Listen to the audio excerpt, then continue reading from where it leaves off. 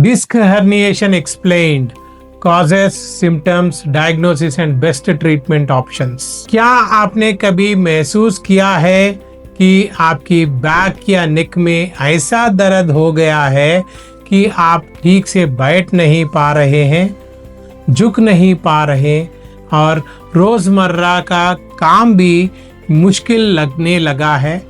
सोचिए, अगर ये दर्द धीरे धीरे बढ़ता रहे हैं और आप इसे नजरअंदाज करें तो यह सिर्फ टेम्पररी दर्द नहीं बल्कि एक बड़ी समस्या का संकेत हो सकता है। कभी कभी यह दर्द आपके हाथों और पैरों तक भी फैला जाता है और मांसपेशियां इतनी कमजोर हो जाती हैं कि चीजें उठाना या पकड़ना मुश्किल हो जाता है। मैं हूं डॉक्टर वर्धन और आप देख रहे हैं स्पाइन ट्रीटमेंट चैनल। आज हम बात करेंगे हर्निएटेड डिस्क की, जिसे आम बोलचाल में स्लिप्ड डिस्क भी कहते हैं। यह कोई छोटी समस्या नहीं है और किसी भी उम्र के इंसान को हो सकती है। यंग लोग, अडल्ट्स और बुजुर्ग सभी इससे प्रभावित हो सकते हैं। अगर समय पर इलाज ना किया जाए तो ये आपकी नर्व्स को डैमेज कर सकती है और दर्द हमेशा के लिए रह सकता है।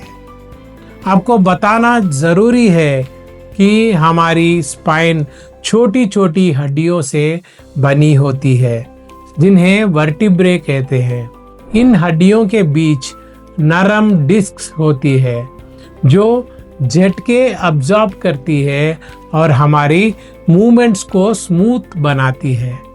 हर डिस्क में एक सॉफ्ट जेली जैसा सेंटर होता है और एक टफ आउटर पार्ट। अगर ये टफ आउटर पार्ट वीक हो जाए या क्रैक हो जाए तो जेली जैसा सेंटर बाहर निकल सकता है और पास की नर्व्स पर दबाव डाल सकता है। यही होता है हर्निएटेड डिस्क। अब सोचिए, यह दर्द सिर्फ आपकी बैक या नेक तक ही नहीं रह सकता, यह कभी कभी आपके हाथों, पैरों और बॉडी के कई हिस्सों में महसूस हो सकता है।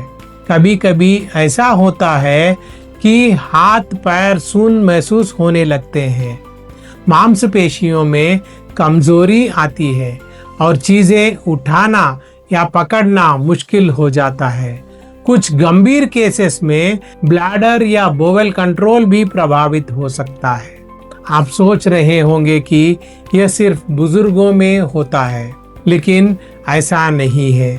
Young adults, office workers, students, athletes सभी को यह समस्या हो सकती है। अक्सर लोग सोचते हैं कि बस थोड़ा सा बैक पेन है, यह ठीक हो जाएगा, लेकिन सच यह है कि अगर इसे नजरअंदाज किया जाए तो समय के साथ समस्या बहुत गंभीर हो सकती है। अब सवाल उठता है कि क्यों होता है? सबसे कॉमन कारण है एज। जैसे जैसे हमारी उम्र बढ़ती है, हमारी डिस्क में पानी कम हो जाता है और कम फ्लेक्सिबल हो जाती है। इसके अलावा बार बार हेवी लिफ्टिंग करना, सडन बेंडिंग या ट्विस्टिंग करना, स्पोर्ट्स इंजुरीज, अचानक गिरना, लंबे समय तक एक ही जगह पर बैठना, वीक मसल्स और एक्स्ट्रा वेट सभी इस कंडीशन के रिस्क को बढ़ाते हैं। अब यह समझना जरूरी है कि कैसे पता करें कि आपको हर्निएटेड डिस्क है। इसके सिम्टम्स अलग अलग लोग में अलग हो सकते हैं। आपको लगातार पीठ या गर्दन में दर्द हो सकता है, कभी तेज जलन जैसे महसूस हो सकता है, हाथों में पैरों में झुनझुनी या सूनपन महसूस हो सकता है, मांसपेशियों में वीकनेस आ सकती है जिससे सिंपल चीजें उठाना या पकड़ना मुश्किल हो जाती है, और कुछ केसेस में कंट्रोल ओवर ब्लैडर या बोवेल भी मुश्किल हो सकता है। अगर आप इनमें से कुछ भी महसूस कर रहे हैं तो इसे इग्नोर ना करें।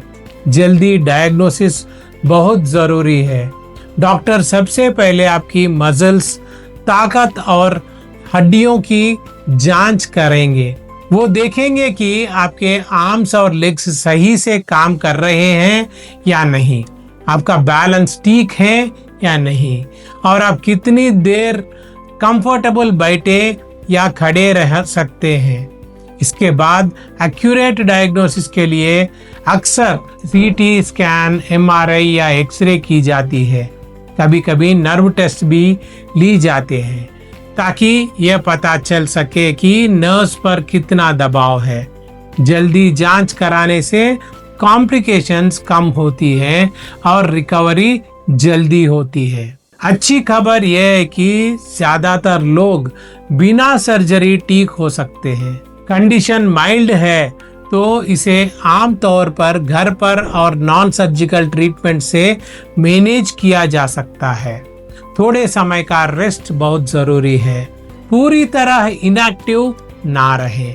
हल्की वॉकिंग, स्ट्रेचिंग और डेली एक्टिविटीज मसल्स को स्ट्रांग बनाती है और नर्व्स पर दबाव कम करती है।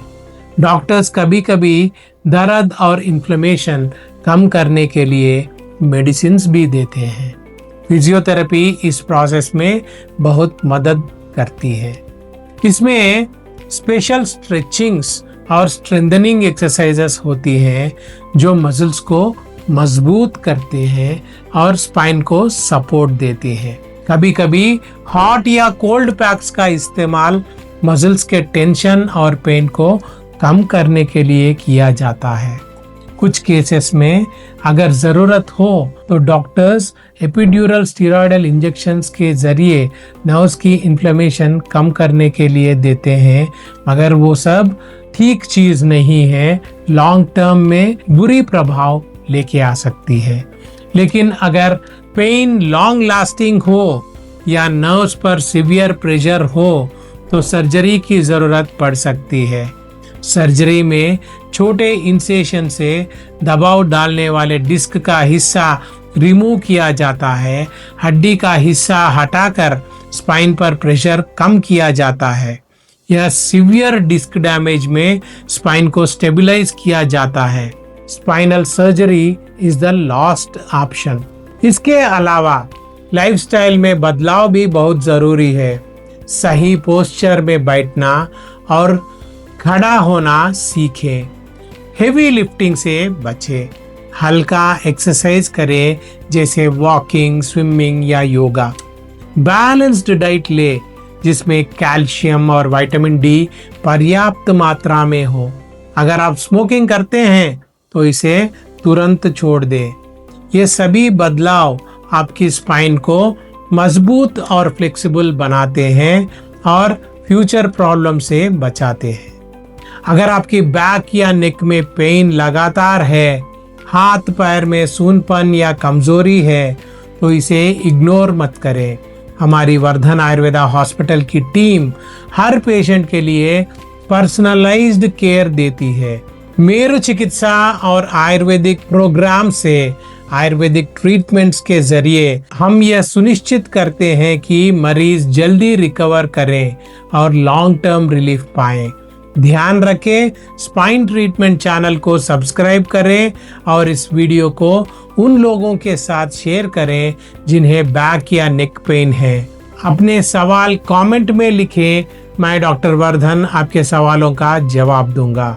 याद रखें, समय रहते कदम उठाना ही दर्द और कॉम्प्लिकेशन से बचाने का सबसे आसान और सही तरीका है।